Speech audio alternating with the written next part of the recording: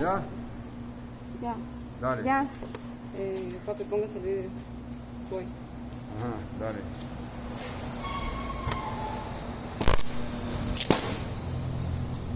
Espera. No se ponga nervioso. No se ponga nervioso. ¿Por qué se queda pegado? Porque le puso el electrodo, como le digo, así, y quedan quietos ahí, raspe como si fuera prendiendo un foco. Listo. Dale hasta que arranque.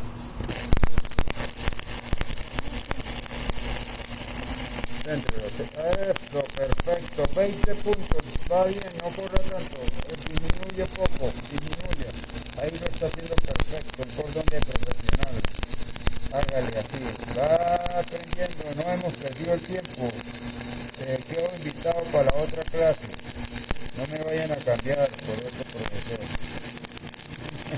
ahí, uy, se avanzó mucho, no se motive demasiado tampoco. Ahí, perfecto, va muy bien, siga ahí, todavía le queda el electrodo, tranquila, va corriendo mucho, más suave para que no pierda el orden. Bueno, ya le llegó.